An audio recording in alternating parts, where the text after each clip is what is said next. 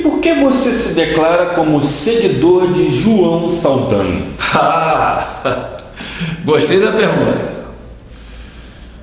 Saldanha foi um cara que, nesse país, poucos profissionais dentro da imprensa são como ele, ou tentam seguir o que ele fala, o que ele era. Porque o Saldanha era um cara que não tinha frescura com ele, era 880, ele não tinha panos quentes. Foi o seguinte, o que me revoltou aquele dia, já estava ganho o jogo, foi que a polícia particular do Castor, quando o jogo estava perdido, ela espancou violentamente na minha frente, que o Manga, isso todo mundo sabia, porque ele inclusive tentou corromper um outro jogador, e esse outro jogador... Que jogo foi esse, João? Porque foi o jogo final do campeonato Botafogo e Bangu. Uhum. Sim, Botafogo e Bangu. Botafogo ganhou, foi campeão. 2-1. 2-1. E ganhou fácil. Em que ano foi isso? 66. 67, por aí, 68. Não, 67. 67 ou 68? 66 foi o Bangu, campeão. 66 foi o Bangu. Foi o jogador do Almir. Foi. Então, Manga tentou corromper um outro jogador. Esse outro jogador chamou lá o pessoal e disse, pô, o cara está aí com um cheque de 12 mil, ele ganhava 2.500 naquele tempo. Esse jogador, o Gerson, ganhava 2.500. Imprensaram o Manga. Tira, bota, tira, não tira, eles resolveram que ele botasse. Eu não sabia disso, estava lá trabalhando no rádio, mas quando eu vi o jeito dele jogar, que ele estava ameaçado de morte também, né? A patota que tinha envolvido ele, não sei se o corromperam ou não em dinheiro, mas com ameaça de morte isso foi de uma forma visível, que ele estava aterrorizado. Se eu estou lá, não deixa ele jogar, jogador aterrorizado daquele jeito. Mas aquilo não foi fundamental. O fundamental foi o espancamento violento, como eu nunca vi. De um grupinho de torcedores que saiu com as bandeiras e tal, lá no fim, cercaram e arrebentaram. Profissionais, espancadores da mais alta qualidade, como o Jacaré. Eu botei a boca no mundo. Eles invadiram lá a televisão, armados, Castor e mais uns 4. Mas a polícia interna abafou eles também, nós também não... Sei lá, eu tinha levado... Revólver pro campo? Não, eu nunca usei revólver, pra quê? Mas esse dia, um dos seguranças disse, toma isso aí, é bom você ficar com isso aí, porque esses caras podem voltar. Mas depois do troço, eu fui para casa dormir, eu fui para casa dormir às 7 horas da manhã. Um camarada coleguinha da nossa querida imprensa, foi lá em casa e disse, olha, você me tirou daquela parada, eu tirei ele, uma sujeira que ele fez aqui em São Paulo, eu tirei ele da encrenca, na Rádio Nacional. Então ele disse, olha, foi armado o seguinte, você vai entrar. Eu disse, eu nunca fui lá, amanhã tem o jantar dos jogadores, o jantar era numa terça-feira, isso foi na segunda. Você vai entrar e vão ficar 2 caras e vão te agarrar pelas costas. O Manga está ali, te dá um soco, as câmeras de televisão e rádio, todo mundo, os enlatados, corruptos, safados, correm e vão te esculambar. Bom, eu não dei nem bola. Isso foi segunda-feira, 6 para 7 da manhã, o cara tinha saído de uma reunião na casa do Castor, onde tudo isso foi tramado nos mínimos detalhes. E onde estavam um dos mais notórios e conhecidos homens da imprensa do Rio de Janeiro. Tá bem. Aí eu disse, eu nunca fui lá nesse troço, para que eu vou me meter nisso?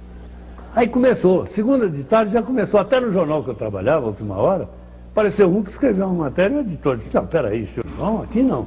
Mas nos outros jornais, na televisão, no rádio, nos programas noturnos, teve um que entrevistava o Manga, dizia, como é, vai ficar assim, Manguinha? O Manga não dizia nem sim, nem não. Coisa assim. Mas isso não pode ficar assim. Incentivando e armando tudo, né? Eu digo, pô, mano. Aí eu estava pensando, se eu vou lá, vou ter que matar um. Se eu não for, tenho que matar uns 8. Então é melhor eu ir. Carrei 2 ferros, botei na cinta e fui para lá cedo. E o cara tinha me contado que se eu entrasse, de fato, eu cheguei lá, eu entrei por um outro lado e fiquei embaixo do Volkswagen. Fiquei todo doído, não aconselho ninguém ficar embaixo do Volkswagen.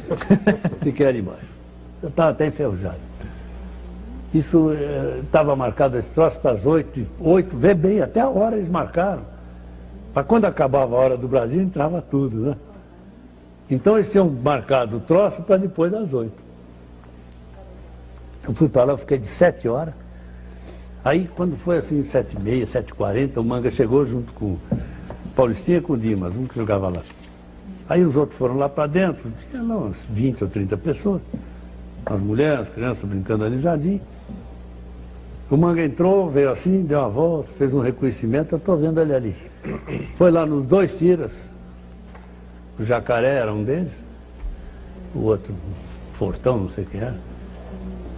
E buzinou, assim como quem diz, ele não está aí ainda. Porque se eu chego, eles me massacravam. Se eu não chego, detonava o esquema, que eles chamavam o esquema. Você lembra, Marcelinho? O esquema. Tá bom. Eu estou ali. Aí o Manga conversou com os 2 tiros, que está um em cada portão. Eu ia entrar e eles me agarravam assim como quem está separando uma briga. Aí me cestava o passarinho lá de cima. 50 mil, naquele tempo era uma fortuna. O Gesto ganhava 2 mil por mês, faz ideia quanto era 50 mil. TV Celso foi alugado e o câmera, o passarinho, hoje trabalha comigo. Em cima de uma marquezinha assim, para filmar o troço. E ele está lá com a câmerinha dele. Aí quando o Manga vem voltando, eu pulei na frente dele. Ele levou aquele susto e ficou procurando a segurança, mas não estava longe, estava uns 10 metros, assim, 8, 10 metros. Eu digo, ele tinha dito, ele não, mas puseram na boca dele, vai sair sangue. Eu digo, vai sair sangue, mas é o teu, seu filho. E bem, no meio das 2 pernas dele, sem muita vontade nem de errar, nem de acertar. A minha intenção era a seguinte, ele ia correr para onde? Vocês imaginavam, para onde estava a segurança. Aí eu dava um tiro na bunda. Mas ele correu para o outro lado, onde estavam as mulheres e as crianças. Eu não sou pistoleiro, eu não dei.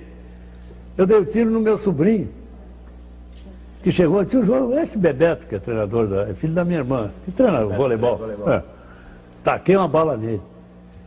Para ele sair fora, eu não queria ninguém perto de mim, sou besta.